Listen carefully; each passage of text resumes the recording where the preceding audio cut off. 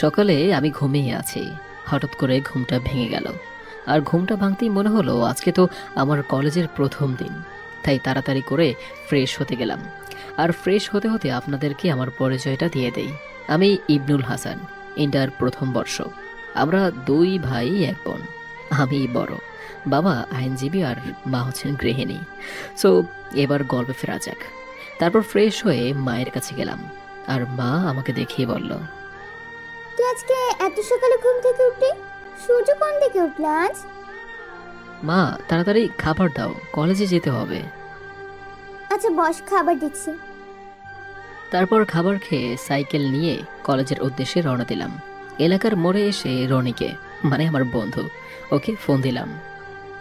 হ্যাঁ দোস্ত, তুই 1 মিনিট দাঁড়া, আমি আসছি। আচ্ছা আয়। তারপর রনি সাইকেল নিয়ে আসলো। আমরা দুজন কলেজে গেলাম। তারপর কলেজে সাইকেল রেখে আমাদের ক্লাস কোনটা সেটা একজনকে জিজ্ঞেস করলাম। অতঃপর ক্লাসেও চলে গেলাম। ক্লাসে গিয়ে দেখলাম আমার সব হারামি বন্ধুগুলো বসে আছে। তারপর তাদের সাথে ক্লাস করতে লাগলাম। আর যেহেতু প্রথম দিন, তাই তাড়াতাড়ি ছুটে হয়ে গেল। তারপর ক্লাস থেকে বেরিয়ে সিঁড়ি থেকে নিচে নামতেই কারোর সাথে ধাক্কা খেলাম, আর সাথে সাথেই আমাকে চড় দিল। ওই ফকিরের বাচ্চা, চোখ কি হাতে নিয়ে ঘুরোস? আসলে সরি, আমি দেখতে পাইনি। সরি? কিসের সরি? মেয়ে দেখলেই গায়ে পড়তে ইচ্ছে করে। তোর ঘরে কি মা বোন নাই? আরে আজব তো, আমাকে এভাবে বকছেন কেন? বললাম তো সরি, তারপরেও এসব বলছেন। তোর সাহস কি করে হয় আমাকে এসব বলার? তুই জানিস আমি কে? আমি এই কলেজের সভাপতির মেয়ে। ও, এই জন্য এত দেমাগ? ওই ইবনুল, চল, এসব ফালতু মেয়ের সাথে কথা বলার ইচ্ছে নাই। তারপর আমরা চলে আসলাম, কিন্তু ওইদিকে মেয়েটি তার বান্ধবীদের সাথে বলছে, শালার সাহস কি করে হয় আমাকে এইসব বলার? তাকে যদি আমি উচিত শিক্ষা না দিতে পারি, তাহলে আমার নাম রাইসা না। আমি বন্ধুদের সাথে আড্ডা দিয়ে বাসায় চলে আসলাম। বাসায় এসে খাওয়া শেষ করে ঘুম দিলাম। ঘুমটা ভাঙলো ফোনের শব্দে, আর ফোন রিসিভ করলাম। ওপাশ থেকে রনি বলল, কিরে, আজকে তো 4টার সময় ফুটবল খেলা, তুই জানিস না? ওহো, মনে ছিল না। আচ্ছা তোরা মন্টু আমার দোকানে দাঁড়া, আমি আসছি। তারপর তাড়াতাড়ি করে তাদের কাছে গেলাম। সিয়াম, মানে আমার বন্ধু, ওকে বললাম, হ্যাঁ বল। দোস্ত, আজকে ওই এলাকায় যেতে হবে, তাই চল তাড়াতাড়ি যাই। তারপর আমরা অন্য এলাকায় যাই, আর খেলা যথারীতি সময়ে শুরু হয়ে গেল। কিন্তু এক সময় আমার শট গিয়ে একটা বাড়ির জানালার কাছে গিয়ে লাগে। তারপর হঠাৎ করে ওই মেয়েটি বাড়ি থেকে বের হয়ে আসলো, আর তারপর এসে বলল, কে কাছে বল মারছে? সবাই চুপ করে আছে। তখন আমি বললাম, আমি। তুই আমার শালা, তোকে তো আমি মেরেই ফেলবো।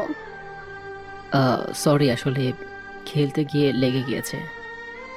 তারপর আরও কিছু বকা দিয়ে চলে গেল। আমি তারপর বাসায় চলে আসলাম।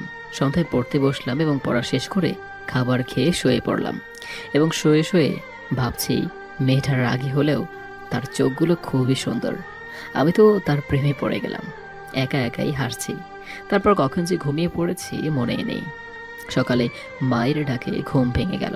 তারপর উঠে ফ্রেশ হয়ে খাবার খেয়ে কলেজে চলে গেলাম। আর কলেজের গেট দিয়ে ঢুকতেই যাব, তখনই একটা মেয়ে বলল, ভাইয়া, আপনাকে রাইসা আম গাছের নিচে ডাকছে। তারপর সাইকেল রেখে আম গাছের নিচে গেলাম। দেখলাম ওই রাগী মেয়েটা। আমি সামনে যেতেই আমাকে দেখে বলতে লাগলো, আমি তোমাকে প্রথম দেখায় ভালোবেসে ফেলছি, আর কালকের জন্য সরি। প্লিজ তুমি আমাকে মেনে নাও।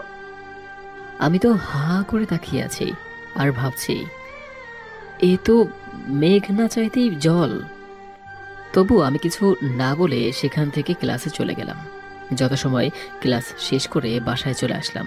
বাসায় এসে ভাবতে লাগলাম, আসলেই কি সে আমাকে ভালোবাসে, নাকি আমার উপর প্রতিশোধ নেয়ার জন্য এসব বলছে? মনে হয় প্রতিশোধ নেয়ার জন্য। তারপর উঠে খাবার খেয়ে ঘুমিয়ে পড়লাম। আর বিকেলে উঠে হাঁটতে গেলাম। সন্ধ্যায় এসে একটু পরে খাবার খেয়ে ঘুমিয়ে পড়লাম। তারপরের দিন সকালে উঠতে একটু দেরি হয়ে গিয়েছে। তারপর তাড়াতাড়ি করে উঠে না খেয়েই কলেজে চলে গেলাম। তারপর কলেজের গেটের সামনে যেতেই কালকের মেয়েটা বলল, ভাইয়া, রাইসা হাসপাতালে। রাইসা আত্মহত্যা করতে গিয়েছিল। আমি তাড়াতাড়ি করে হসপিটালে চলে গেলাম। তারপর দেখি বেডের উপর শুয়ে আছে। আমাকে দেখে অন্যদিক ফিরল। আমি কাছে গিয়ে তার মাথায় হাত দিলাম আর বলতে লাগলাম, এসব কেউ করে পাগলি? তাহলে তুমি কাউকে আমাকে কিছু না বলে চলে গেছো কেন? এমনি। আর আমিও তোমাকে অনেক ভালোবাসি। I love you. সত্যি আমি তোমাকে খুব ভালোবাসি। তুমি এই জন্য হাত কাটবা?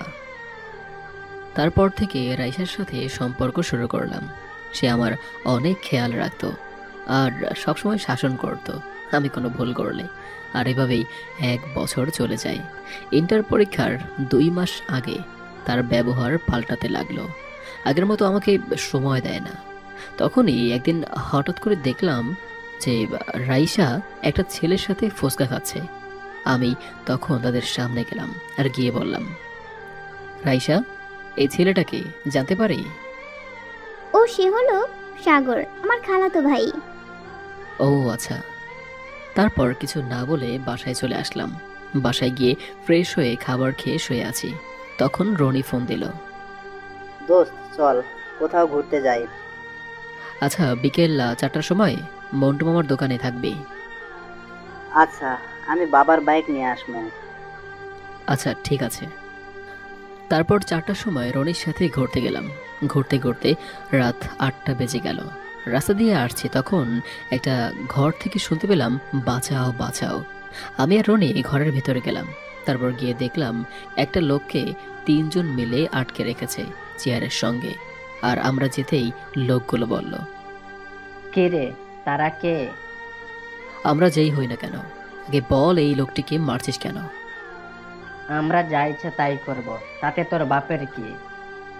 রনিকে বললাম, রনি চল শুরু করি, আর সহ্য হচ্ছে না। তারপর আমি আর রনি ওদেরকে মারতে লাগলাম। আর মারামারি শেষ করে লোকটিকে জিজ্ঞেস করলাম, চাচা, আপনাকে ওরা মারছিল কেন? বাবা, আসলে তারা ছিল ফিকের লোক। ফিকে আমার মেয়েকে বিয়ে করতে চায়। ফিকে হলো একটা গুন্ডা। আমি যদি আমার মেয়েকে তার সাথে বিয়ে না দেই, তাহলে আমাকে মেরে আমার মেয়েকে জোর করে বিয়ে করবে। চাচা, আপনি চিন্তা করবেন না, আমরা তো আছি। তা বাবা, তোমার বাবার নাম কি? অ্যাডভোকেট রুহুল আমিন। কি, তোমার বাবার নাম অ্যাডভোকেট রুহুল আমিন? চাচা, কিন্তু কেন? আমি তোমার বাসায় যাব। তারপর আর কি, চাচাকে নিয়ে বাসায় গেলাম। গিয়ে দেখি বাবা সোফায় বসে টিভি দেখছে। আমাকে দেখেই বাবা বলল, কিরে, এতক্ষণ কই ছিলি? আমাকে কিছু বলতে না দিয়েই চাচা বাবার সামনে গেল। আর চাচাকে দেখে বাবা বলল, কিরে রহমান, তুই এতদিন পরে আমার কথা মনে পড়লো? আরে বলিস না, আমি কাউকে কিছু না বলে বিদেশে গিয়েছিলাম, আমার পরিবার সহ। আচ্ছা বস, তা ইবনুলকে কোথায় পেলি? আজকে তোর ছেলের জন্য আমি বেঁচে আছি। তোর মনে আছে আমরা ছোটবেলায় কি কথা দিয়েছিলাম? তাহলে চল, সেটা এখন সময় হয়েছে। তোর ছেলের সঙ্গে যদি আমি আমার মেয়ের বিয়ে দেই, তাহলে পিকের আর কিছুই করার থাকবে না, আর আমাদের কথাও রক্ষা হবে। তাহলে কালকে ওদের বিয়ে। আমার তো বিয়ের কথা শুনে মাথা ঘুরতে লাগলো। বাবা এটা কি বলছে? আর আমি তো রাইসাকে ভালোবাসি, আমার রাইসার কি হবে? মনে মনে বলতে লাগলাম। আমি মার কাছে গিয়ে বললাম, মা, আমি রাইসাকে খুব ভালোবাসি। মা, তুমি কিছু করো। কিছু করার নেই, দাঁড়া, আমি রহমান ভাইয়ের কাছ থেকে মেয়েটার ছবি নিয়ে আসি। আর তোর ফোনটা দে। লে হালুয়া, আমি মাকে কি বললাম আর মা আমাকে কি বলল। নে, ফোনে মেয়েটির ছবি আছে, দেখে নিবি। আর একটু পরে তোর গায়ে হলুদ, তোর বন্ধুদের জানিয়ে দে। মা ফোন রেখে চলে গেল। আমি বাথরুমে গেলাম। তারপর বাথরুমে গিয়ে অনেক কান্না করলাম। কিছুক্ষণ পর বেরিয়ে এসে বিছানার দিকে চোখ পড়ল। আর চোখ পড়তেই দেখলাম রাইসার মতো ছবি। তারপর কাছে গিয়ে ফোনটা হাতে নিতে যা দেখলাম, এটা দেখে তো আমি অবাক হয়ে গেলাম, কারণ এটা রাইসার ছবি। আমি তো খুশিতে নাচতে লাগলাম আর বললাম, এ তো মেঘ না চাইতেই জল। তারপর আমি আমার সব বন্ধুদের কল দিয়ে বললাম। একটু পর সবাই চলে আসলো। রাত 11টার দিকে মা আমাকে হলুদ দিতে নিয়ে গেল। আমি টুলে বসে আছি, সবাই এক এক করে হলুদ দিয়ে চলে গেল, আর আমি বন্ধুগুলো হলুদ দিয়ে চলে গেল। তারপর যথারীতি বিয়েটা হলো। আমি ছাদে দাঁড়িয়ে ভাবছি, রাইসা তো জানে না যে আমার সাথে বিয়ে হচ্ছে। সে হয়তো জানে অন্য কারোর সাথে বিয়ে হচ্ছে। যদি তাই হয় তাহলে তো রাইসা আমাকে কল দেওয়ার কথা, কিন্তু 2 দিন থেকে তো সে আমার সাথে যোগাযোগই করছে না। তাহলে কি সে আমাকে ভালোবাসে না? না না, তা কি করে হয়? আমাদের প্রায় 2 বছরের রিলেশন, সেটা কি মিথ্যা হতে পারে? হঠাৎ করে আমার কাঁধে কে যেন হাত রাখলো। তারপর পিছনে তাকিয়ে দেখি রনি। কিরে, তুই এখানে দাঁড়িয়ে কি করিস? তোর তো আজকে বাসর রাত, শালা যা বাসর ঘরে যা। আমাকে জোর করে বাসর ঘরে ঢুকিয়ে দিল। আমি দরজা বন্ধ করে খাটের দিকে তাকালাম।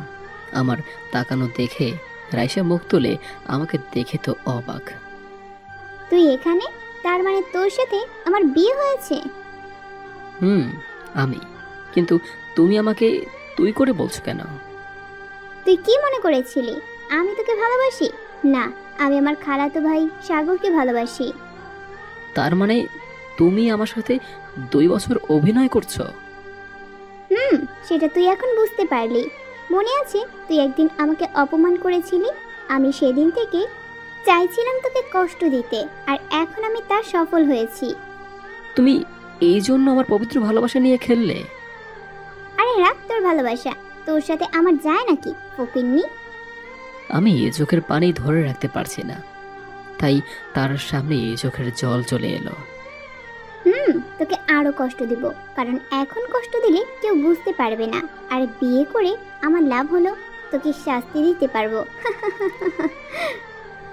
কিছু বলছি না, শুধু চোখের জল মুছে আমি খাটে ঘুমাতে গেলাম। কিন্তু তখনই রাইসা আমাকে চড় দিল আর বলতে লাগলো, কুত্তার বাচ্চা, তুই আমার সাথে ঘুমাতে পারবি না, তুই বারান্দায় গিয়ে ঘুমা। আমি আর কিছু না বলে বালিশ নিয়ে বারান্দায় গেলাম। কাঁথা নিয়ে শুয়ে শুয়ে ভাবছি রাইসাকে কিভাবে আমার প্রেমে ফেলা যায়। এইসব ভাবতেই একটা বুদ্ধি মাথায় আসলো। তারপর এসব চিন্তা করতে করতে কখন যে ঘুমিয়ে পড়েছি মনেই নেই। সকালে ফজরের নামাজ পড়ে বাইরে হাঁটতে বের হলাম। কিছুক্ষণ হেঁটে বাসায় ফিরলাম, আর বাসায় ফিরে দেখি সবাই নাস্তার টেবিলে। আমিও চুপচাপ খাবার খেয়ে রুমে গেলাম। আর রুমে এসে দেখি রাইসা ফোনে কথা বলছে, কিন্তু আমাকে দেখেও না দেখার ভান করলো। আমি আর কিছু বললাম না। আমি বিছানায় গিয়ে বসতেই আমার গালে একটা চড় দিল আর বলতে লাগলো, তোর সাহস কি করে হয় আমার পাশে বসার? যা নিচে যা। আমি কিছু বললাম না, বাইরে চলে আসলাম। আর বাইরে কিছুক্ষণ ঘুরে বাসায় আসলাম। বাসায় আসতেই মা বলল, বৌমাকে নিয়ে তোর শ্বশুর বাড়ি থেকে ঘুরায়।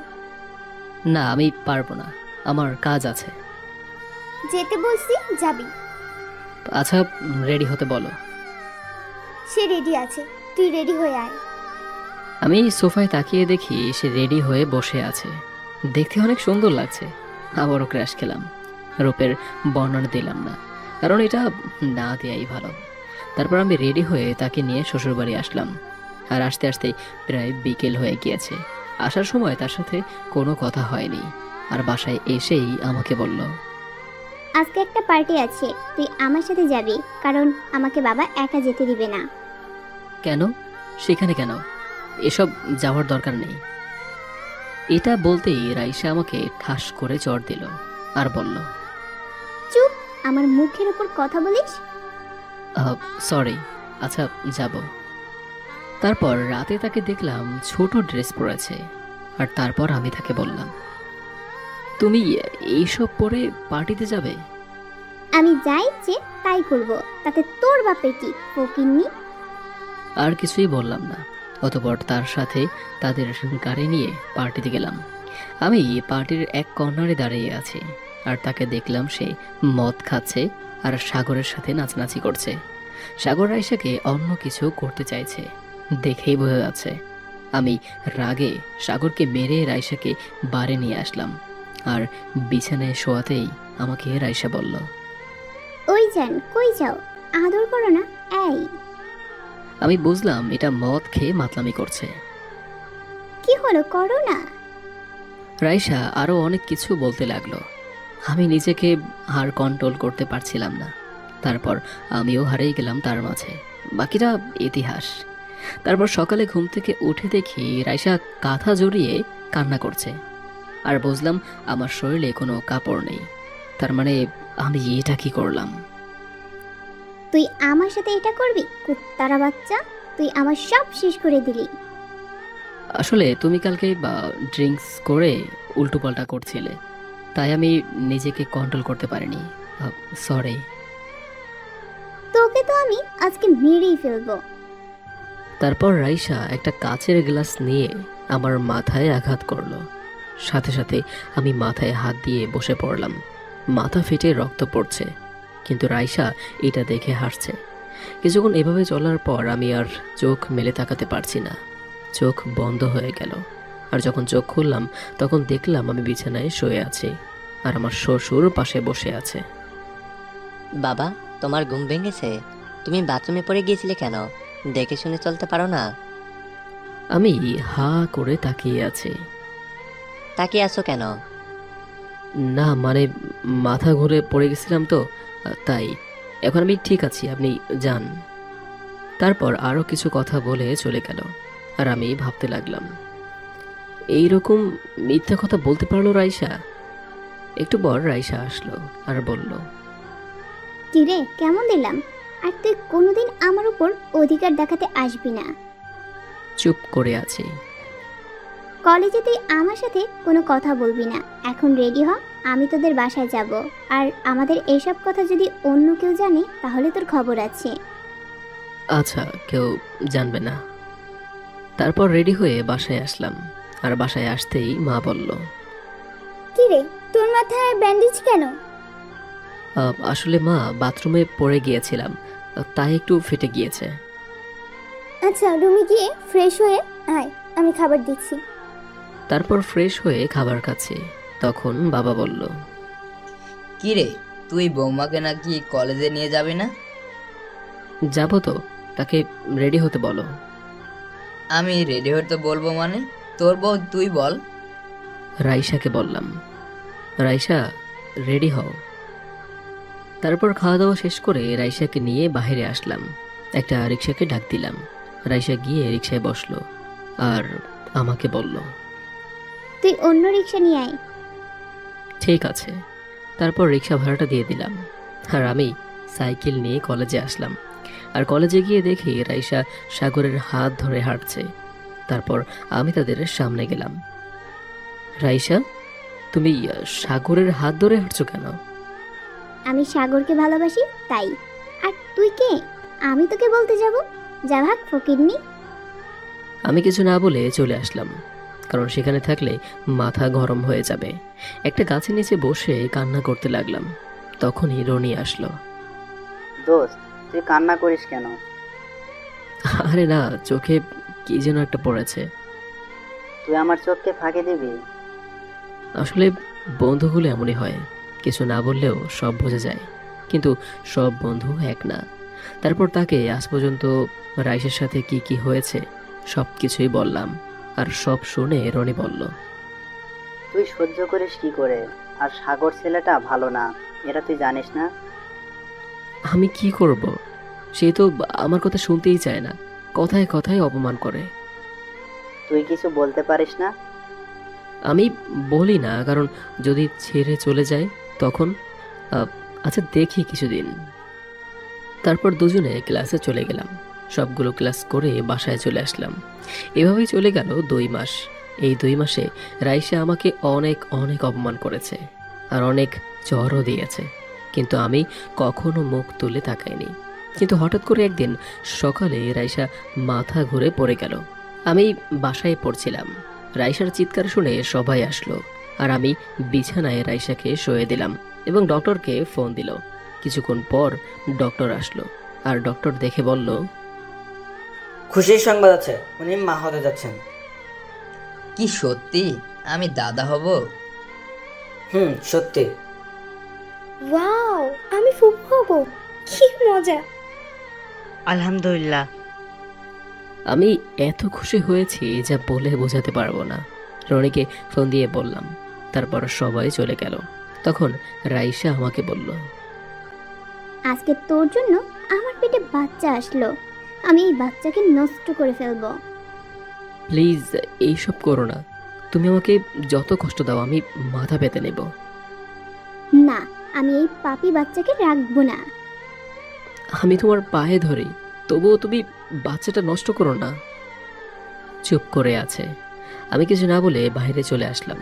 তারপর সারাদিন বাইরে ঘুরে রাতে বাসায় আসলাম। বাসার গেটে আসতেই দারোয়ান চাচা বলল, বাবা, বাড়ির সবাই একটা বিয়েতে গেছে, আপনি নাই দেখে আপনাকে রেখে গেছে। ও আচ্ছা, তা আসবে কোন সময়? মনে হয় কালকে। তারপর বাসায় গিয়ে ফ্রেশ হয়ে খাবার খেয়ে ঘুমিয়ে পড়লাম। সকালে উঠে দেখি একটা মেয়ে আমার বুকে ঘুমিয়ে আছে। আমি ভালো করে দেখলাম এটা তো রাইসা না। হঠাৎ করে দরজা ভাঙার শব্দ হলো। সবাই ভিতরে এসে দেখে মেয়েটি আমার সাথে শুয়ে আছে। তুই এত খারাপ নিজের বউকে রেখে? সি সি সি সি। কিছুই বুঝলাম না। আর আমার সাথে মেয়ে আসলো কোথা থেকে? তোর মতো ছেলে আমি আমার পেটে ধরেছিলাম। বাবা মেয়েটিকে জিজ্ঞেস করলো, তুমি কে? আসলে উনি আমাকে টাকা দিয়ে রাতে এখানে আনেন ওইসব করার জন্য। কি? আমি তোকে কোন সময় টাকা দিলাম? আমি তো তোকে চিনিই না। তুই এখনই আমার বাসা থেকে বেরিয়ে যা, তোর মুখ যেন আমি আর না দেখি। তখন আমি রাইসার দিকে তাকিয়ে দেখলাম রাইসা মুস্কি মুস্কি হাসছে। আমার আর বোঝার বাকি রইল না যে এটা কে করেছে। আমি জানি এখন যদি হাজারও বলি তবুও কেউ বিশ্বাস করবে না। তাই ব্যাগ গুছিয়ে বাড়ি থেকে বেরিয়ে আসলাম। আসার সময় রাইসাকে বললাম, তোমাকে খুব বেশি ভালোবাসতাম, কিন্তু তুমি আমাকে কষ্টই দিলে। আর আজ যেটা করলা, যাই হোক, একটা কথা মনে রাখবা, আজ তুমি আমাকে অবহেলা করছো, ঠিক একদিন তুমি আমাকে পাগলের মতো খুঁজবা। বাই, ভালো থেকো। তারপর আমি নিজের যন্ত্রণা নিয়ে চলে আসলাম বাড়ি থেকে। কাউকে কিছুই বললাম না। ঢাকায় যাব, কিন্তু উদ্দেশ্য অজানা। বাসে উঠলাম, বাস যথারীতি চলতে লাগলো। 5 ঘন্টা পরে ঢাকায় আসলাম আর বাস থেকেও নামলাম। খুব খিদে পেয়েছে, তাই দোকানে গেলাম। দোকানে বসে আছি, পকেটে হাত দিয়ে দেখি মাত্র 20 টাকা আছে। তাই দোকানদারকে চা দিতে বললাম। আর দোকানদার চাচাকে বললাম, চাচা একটা কাজ দিতে পারবেন?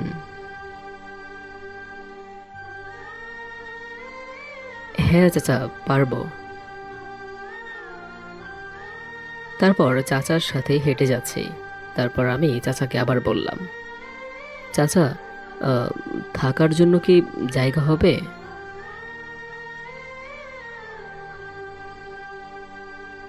চাচা চলবে। কত টাকা দিতে হবে? আচ্ছা চাচা। তারপর চাচা একটা লোকের কাছ থেকে রিক্সা নিয়ে দিল আর আমাকে পরিচয় করিয়ে দিল। উনি আমাকে বললেন কাল থেকে চালাতে। তারপর চাচা বস্তিতে নিয়ে গেল। দেখলাম ছোট একটি ঘর, অনেক ময়লা। তারপর চাচা বলল,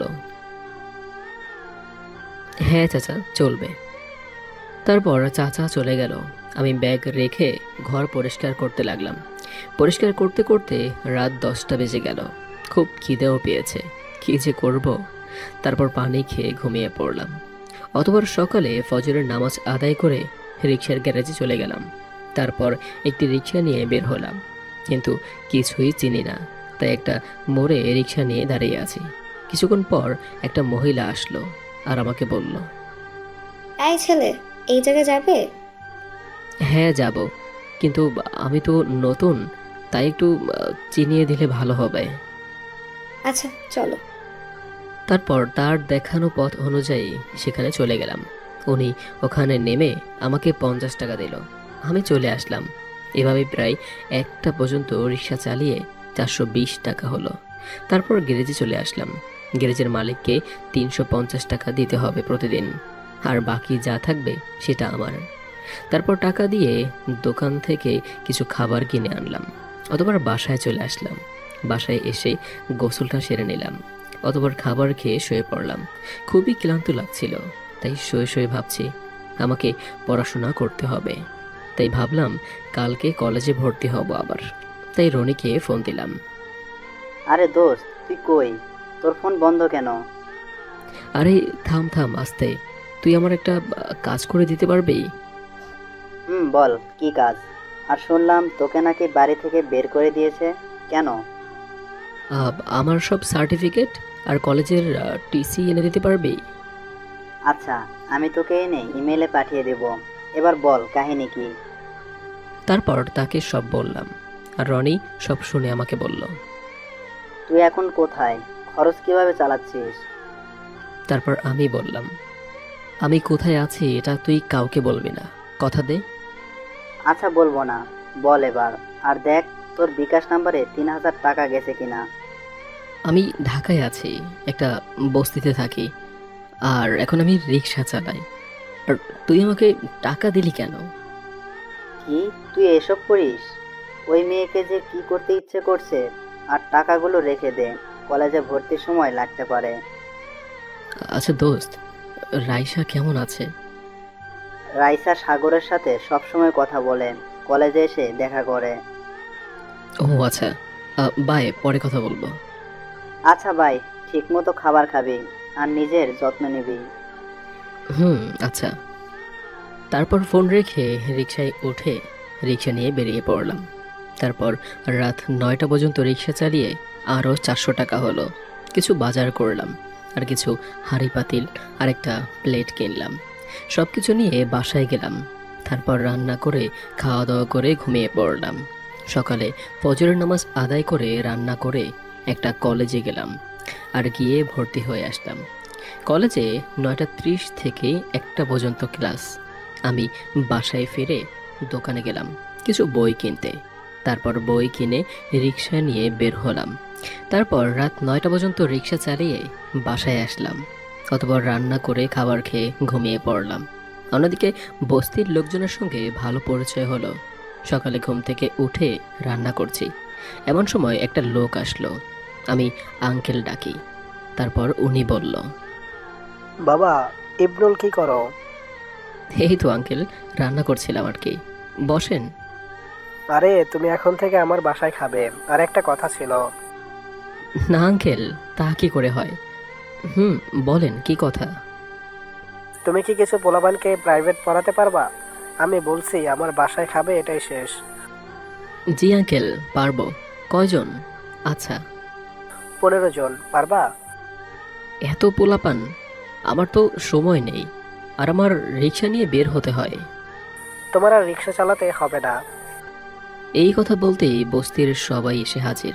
আমাকে সবাই বলতে লাগলো, তুমি শুধু আমাদের সন্তানদের পড়াবা, আর আমরা সবাই মিলে তোমাকে মাসে 10,000 টাকা করে দেব। জি আচ্ছা। তারপর সবাই চলে গেল। আমি খাওয়া দাওয়া করে ঘুমিয়ে পড়লাম। সকালে আঙ্কেলের বাসায় খাওয়া দাওয়া করে কলেজে গেলাম। তারপর কলেজে গিয়ে একজনকে জিজ্ঞেস করলাম ক্লাসরুমটা কোন দিকে। তারপর ক্লাসে গিয়ে সবার পিছনে বসলাম, কারণ তারা সবাই বড়লোক আর আমি গরিব। আমাকে দেখে সবাই হাসাহাসি করতে লাগলো, কারণ আমার কাপড় চোপড় ভালো ছিল না। কিন্তু হঠাৎ করে একটা ছেলে আমার পাশে বসলো আর বলতে লাগলো, হাই, আমি জিহাদ। হাই, আমি ইবনুল। আমার বন্ধু হবে? আমাকে তোমার বন্ধু বানালে তোমার মান সম্মান থাকবে না। আমার মান সম্মান নিয়ে তোমাকে চিন্তা করতে হবে না। পৃথিবীতে সবাই মানুষ, সবাই রক্তে মাংসে তৈরি। কিছু বললাম না, চুপ করে আছি। আজ থেকে আমরা বন্ধু। আচ্ছা। তাহলে আমরা তুই করে বলবো। আচ্ছা। তারপর তার সাথে সবগুলো ক্লাস করে মাঠে আসলাম। তার সাথে আড্ডা দিয়ে বাসায়ও চলে আসলাম। বাসায় এসে সবাইকে পড়িয়ে খাবার খেয়ে ঘুমিয়ে পড়লাম। এভাবেই চলতে লাগলো কিছুদিন। কলেজে আমাকে সবাই অপমান করলেও জিহাদের জন্য এত সাহস পেত না। 1 বছর পর এখন আমার দিন ভালোই কাটছে। বস্তির সবাই আমাকে অনেক ভালোবাসে। তাদের বিপদে আপদে আমি পাশে থাকি সবসময়। একদিন রাতে একটা দরকারে বাজারে গেলাম। বাজার থেকে আসার সময় কিছু দূরে শুনতে পেলাম কেউ একজন বাঁচাও বাঁচাও বলে ডাকছে। আমি কাছে গেলাম, দেখলাম একটা মেয়েকে ধর্ষণ করতে চাচ্ছে দুইটা লোক। আমি কিছু না ভেবে তাদের মারতে লাগলাম। ওদেরকে মেরে মেয়েটিকে জিজ্ঞেস করলাম, তোমার নাম কি বোন? নিশাত জাহান। ওরা তোমাকে এসব করছিল কেন? আমার বাবা কই? তারপর মেয়েটি তার বাবাকে খুঁজতে লাগলো। দেখলাম একটি লোক মাটিতে পড়ে আছে। আমি তাড়াতাড়ি করে তার কাছে গিয়ে একটা গাড়িতে উঠিয়ে হাসপাতালে নিয়ে গেলাম। তারপর ডক্টর বলল এ পজিটিভ ব্লাড লাগবে। আমি বললাম আমি দিব। তারপর রক্ত দিয়ে ডক্টরকে জিজ্ঞেস করলাম, ওনার এখন কি অবস্থা? আলহামদুলিল্লাহ, এখন উনি একটু ভালো আছেন। ওনার জ্ঞান ফিরবে কখন? কিছুক্ষণ পর ফিরে আসবে। কিছুক্ষণ পর লোকটার জ্ঞান ফিরল। আর তারপর মেয়েটি তার কাছে গেল। মেয়েটি লোকটিকে বলতে লাগলো, বাবা কেমন লাগছে এখন? না বাবা, বাবা এই ভাইয়াটি আমাকে আর তোমাকে বাঁচিয়েছে। তোমার গুলি লেগেছিল, তাই অনেক রক্ত লাগে। এই ভাইয়াটি তোমাকে রক্ত দিছে। জি, ইবনুল হাসান, অনার্স 3য় বর্ষে পড়ে। বাসার কথা বলতেই মনটা খারাপ হয়ে গেল।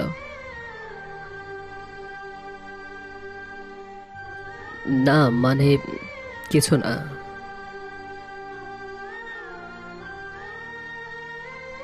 আমি ওনাকে সবকিছু বললাম। আমি কি করি, কোথায় থাকি তাও বললাম। কেন আঙ্কেল? আচ্ছা, শার্ট খুললাম। তখন আঙ্কেল বলল, চলবে মানে? বুঝলাম না আঙ্কেল।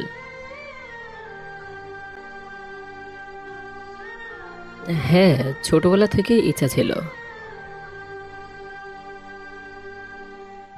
জি আচ্ছা, আসব। আচ্ছা, আমি এখন যাই। তারপর সেখান থেকে চলে আসলাম। বস্তিতে এসে খাবার খেয়ে শুয়ে আছি। আজ রাইসার কথা খুব মনে পড়ছে। বড্ড ভালোবাসি তাকে। আর ভাবতে লাগলাম মাও আমাকে বিশ্বাস করলো না। এমন সময় রনি ফোন দিল। রনি, কেমন আছিস? ভালো। তোর জন্য একটা সুখবর আছে। বল, কি সুখবর? তোর মেয়ে হয়েছে আর তোর মা বাবা তোকে খুঁজছে। তুই কই আছিস বল। আমি কিছু না বলে ফোনটা রেখে দিলাম আর ফোন থেকে সিমটা খুলে ফেলে দিলাম। কারণ আমি চাই না তারা আমার কোনো খোঁজ খবর রাখুক। তবে আমার মেয়ে হয়েছে কথাটা শুনে আমি যে কতটা খুশি হয়েছি তা বলে বোঝাতে পারবো না। এসব ভাবতে ভাবতে কখন যে ঘুমিয়ে পড়লাম মনেই নেই। অতঃপর সকালে উঠে নাস্তা করে সেই ঠিকানায় চলে গেলাম। দেখলাম এটা একটা আর্মি ক্যাম্প। মাঠের একপাশে কালকের আঙ্কেলটা চেয়ারে বসে আছে।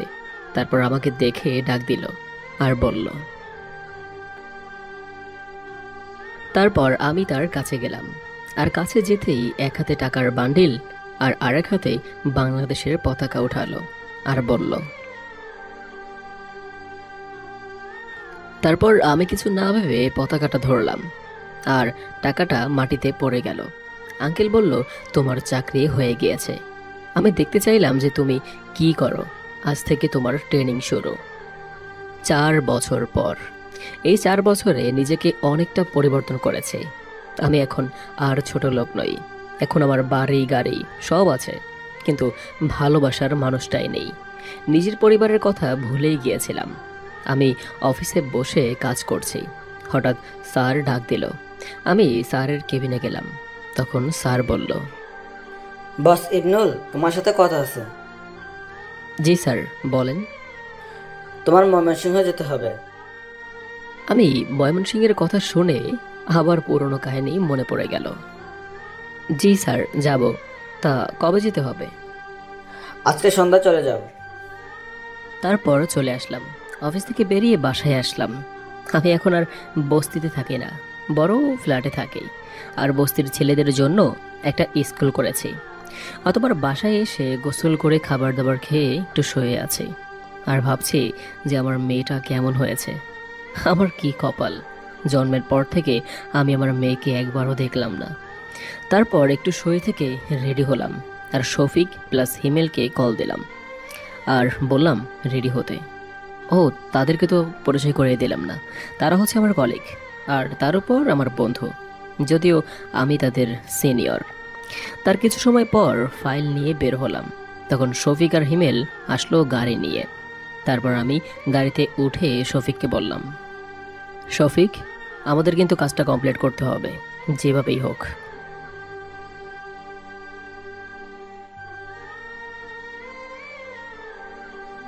তোরা তো সবই জানিস, তবুও কেন বলছিস?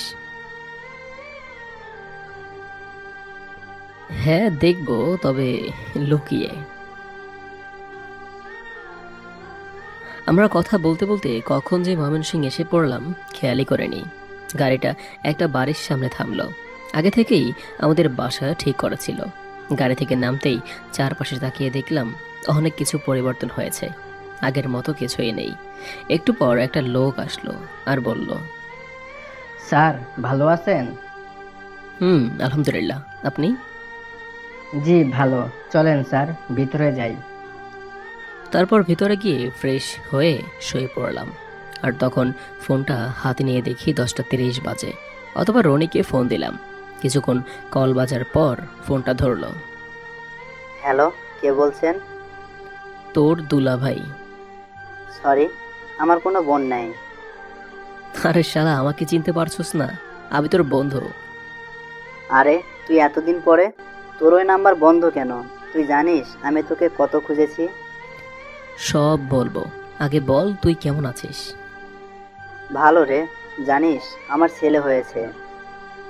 শালা তুই বিয়ে করেছিস? রে। ফোনে কথা বলছিলাম, তখনই হঠাৎ করে জানালার পাশে গুলির আওয়াজ হলো। আমি ফোনটা রেখে আমার রিভলভারটা নিয়ে বাইরে আসলাম। অতবার শফিক আর হিমেলকে বললাম রেডি হতে। বাইরে এসে দেখি একটি লোক আমাকে দেখে পালাচ্ছে। আমিও দৌড়তে লাগলাম। অতবার দৌড়াতে দৌড়াতে দেখলাম একটা বিয়ে বাড়ির ভিতরে ঢুকলো। সেখানে আমিও ঢুকলাম। আমি ভিতরে যাওয়ার পরেই আমাকে দেখে সবাই তাকিয়ে থাকলো, কারণ আমার পরনে ছিল সেনাবাহিনীর পোশাক। আমি শফিককে বললাম তুই এদিকে যা, আর হিমেলকে বললাম তুই ওই দিকে যা। তখনই হঠাৎ করে দেখলাম আমার বাবাকে। আমি চারদিকে তাকিয়ে দেখি, হ্যাঁ এটা আমারই বাড়ি। একটি ছোট মেয়ে আমার কাছে আসলো আর বলল, কে আপনি? আমার বাসার ভিতরে ঢুকছেন কেন? আমি মেয়েটির কথা শুনে হা হয়ে গেলাম। এত ছোট মেয়ে, বয়স প্রায় 4 বছর হবে, এই মেয়ে এইসব বলছে? আমি মেয়েটির দিকে ভালো করে তাকাতেই দেখি মেয়েটি দেখতে অনেকটা আমারই মতো। সামনে তাকিয়ে দেখি জান্নাত জান্নাত বলে কে যেন ডেকে এদিকে আসছে। আমি ভালো করে দেখলাম এটা রাইসা। অনেকটা শুকিয়ে গিয়েছে, চোখের নিচ কালো দাগ, চশমাও পড়েছে, আবার আগের থেকে কালো হয়ে গিয়েছে। তখনই শফিক আমার কাছে এসে বলল। তারপর আমি সবাইকে উদ্দেশ্য করে বললাম,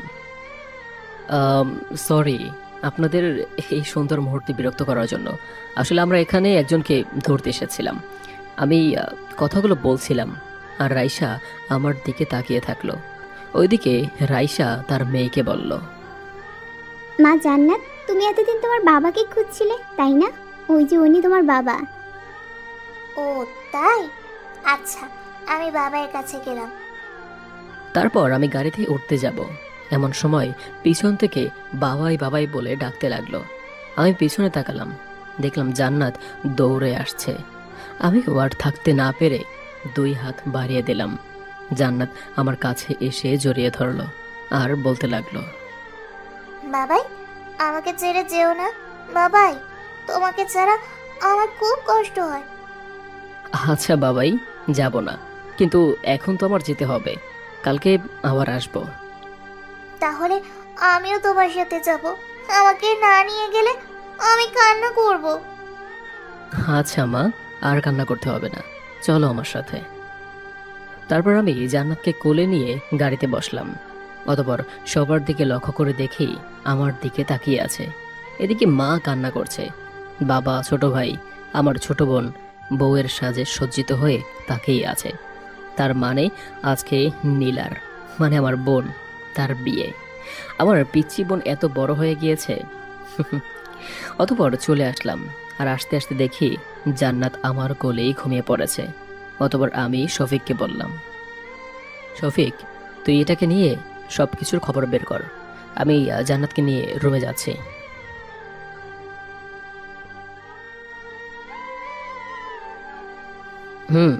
যা।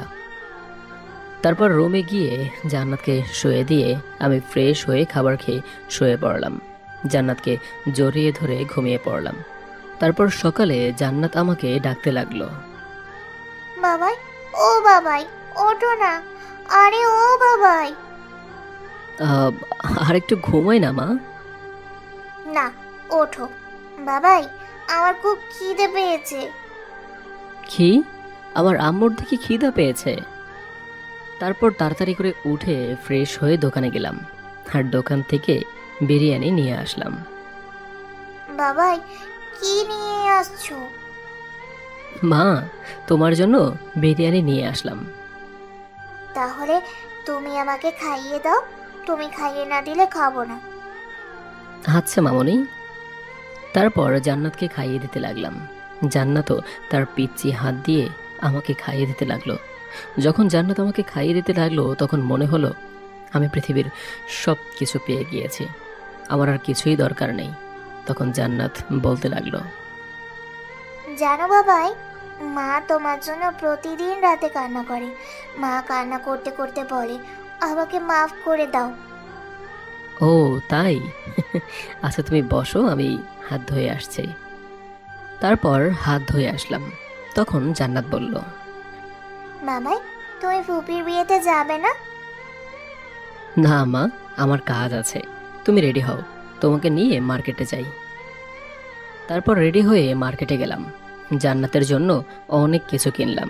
সবার জন্য কিনে জান্নাতকে নিয়ে তাদের বাসার উদ্দেশ্যে রওনা দিলাম। গেটের কাছে আসতেই আমি ব্যাগগুলো ড্রাইভারকে দিয়ে পাঠিয়ে দিলাম এবং জান্নাতের হাতে একটা নম্বর লিখে দিলাম আর বললাম, মামুনি শোনো, এটা হলো আমার নাম্বার, আর আমার কথা যখন তোমার মনে পড়বে তখন আমাকে ফোন দিবে, ঠিক আছে? আচ্ছা বাবাই। মা। তারপর জান্নাত গালে চুমু দিয়ে চলে গেল। আমিও চলে আসলাম আর ড্রাইভারকে ফোন দিয়ে বললাম, তুমি অন্য গাড়ি দিয়ে চলে আসো, আমি চলে যাচ্ছি। আমি তাড়াতাড়ি সেখান থেকে চলে আসলাম, কারণ এখানে থাকলে মা বাবার কাছে যেতে মন চাইবে। অতবার আমি একটা কাজ শেষ করে বিকেলে বাসায় আসলাম। তখনই একটা আননোন নাম্বার থেকে কল আসলো। আমি ফোনটা রিসিভ করলাম আর ওপাশ থেকে বলতে লাগলো, তোর পরিবারকে যদি বাঁচাতে চাস তাহলে কাউকে কিছু না বলে 2 লাখ টাকা নিয়ে ঠিকানায় চলে আয়। কে আপনি এটা বলুন। আমি যেই হই, তুই আয়, তাহলেই দেখতে পাবি।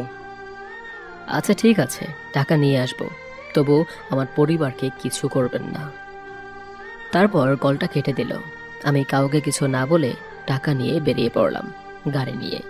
অতবার লোকটির ঠিকানায়ও গেলাম। একটা জঙ্গলের ভেতর পুরনো একটা বাড়ি। বাড়িটার ভেতর ঢুকলাম এবং ভেতরে ঢুকে চিৎকার দিয়ে বলতে লাগলাম, আমি টাকা নিয়ে এসেছি, তুই কই? তখন লাইট জ্বলে উঠল এবং আমি যাকে দেখলাম তাকে দেখে তো আমি চমকে উঠলাম, কারণ এটাই হচ্ছে সেই সাগর। সাগর, তুই এখানে? আমি। কেমন আছিস? আগে বল আমার পরিবার কই? তোর পরিবার তো বাসায়, তবে একজন আছে যে শুধু রাতে আমার সাথে থাকে। মানে কে? অতঃপর সাগর রাইসা বলে ডাক দিল আর ভেতর থেকে রাইসা বেরিয়ে আসলো আর আমার সামনে রাইসা সাগরকে বলতে লাগলো, জান, গাধাটাকে আনছো? জান, ওই যে দেখো। রাইসা সাগরের কাছে আসতে সাগর রাইসাকে ঠোঁটে কিস করলো। আমি এটা দেখে সাগরকে মারতে গেলাম, তখনই কিছু লোক এসে আমাকে রশি দিয়ে বেঁধে ফেললো। সাগর, সাহস থাকলে আমার বাঁধন খুলে দে। আমি পাগল নাকি আমি জানি। তুই সেনাবাহিনীতে চাকরি করিস, তুই একাই আমাদের মেরে ফেলতে পারবি, তাই তোকে কিভাবে খুলে দেই? শোন, তোকে আজ কিছু সত্যি কথা বলি, কারণ মরার আগে তোর জানার দরকার। তোকে আমি যেদিন বাড়ি থেকে বের করে দেই, এর 2 দিন পর আমি সাগরকে বিয়ে করি। তখন তোর মা বাবাকে বলি আমি আমার বাসায় গিয়ে উঠি। আমার বাবাও কিছুদিন পরে হার্টের অসুখে অসুস্থ হয়ে পড়ে। আমি বাবাকে নিয়ে হাসপাতালে ভর্তি করি, কিন্তু একদিন রাতে বাবাকে কে যেন মেরে খুন করেছিল। তারপর সাগর এসে বলে তুই নাকি আমার উপর প্রতিশোধ নিতে আবার বাবার সম্পত্তির জন্য মেরে ফেলেছিস। আমারও তাই মনে হয়েছিল। সেদিন থেকে আমি সিদ্ধান্ত নিই তোকে আমি আমার নিজ হাতে মারব। তারপর তোর মেয়ে হলো। তখন সাগর বুদ্ধি দিল যে তোর বাবার সম্পত্তি নাকি সব তোর নামে, তাই আমি তোকে মারার প্ল্যান করি। তোকে তোর বাবা মা দেখতেই পারে না। তুমি বিশ্বাস করো আমি তোমার বাবাকে খুন করিনি, আল্লাহর কসম লাগে। কেন রে, মৃত্যুকে ভয় পাচ্ছিস নাকি? আমার একটা ইচ্ছা রাখবা? বল। শেষবারের মতো আমার মা বাবা ও আমার মেয়েকে দেখতে চাই। এই কথা বলতেই রাইসা বলল ঠিক আছে। রাইসা ফোন দিল আর বলল 10 মিনিটের মধ্যে আসতে এই ঠিকানায়। রাইসা, তুমি যদি চাও আমি তোমার জন্য হাসতে হাসতে জীবনও দিতে পারি। তাহলে জীবন দে, এটাই তো চাই। আর মরার আগে এই দলিলে সাইন করে যা। আচ্ছা। এরপর আমার সব বাঁধন খুলে ফেলল। আমি সাইন করে হাতে পিস্তল নিয়ে ঠিক বুকের মাঝখানে গুলি করলাম, আর গুলি করতেই মাটিতে পড়ে গেলাম এবং রাইসাকে বললাম বিদায়, সুখে থেকো, আমার মেয়েটাকে দেখে রেখো। তখনই দেখলাম দৌড়ে মা বাবা আর আমার মেয়েটাকে নিয়ে আসলো। দূর থেকে দেখে অনেকটা শান্তি হলো, অতঃপর চোখ বন্ধ হয়ে গেল। হয়তো ছেলেটা তার মা বাবাকে সত্যিটা বলে যেতে পারলো না। কি সত্যি কথা থাকে যেগুলো বলার মতো সময় হয় না। হয়তো ছেলেটার মা বাবার কাছে সারা জীবন অপরাধী হয়ে থাকবে। আমাদের বাস্তব জীবনে কিছু ঘটনা ঘটে যায় যা কখনো কাউকে বলা হয় না। এটাই হয়তো সত্যিকারের ভালোবাসা। সেই ছোট্ট মেয়েটি পেল না তার বাবাকে। একটি মেয়ের কারণে ভালোবাসাটা এখানেই শেষ।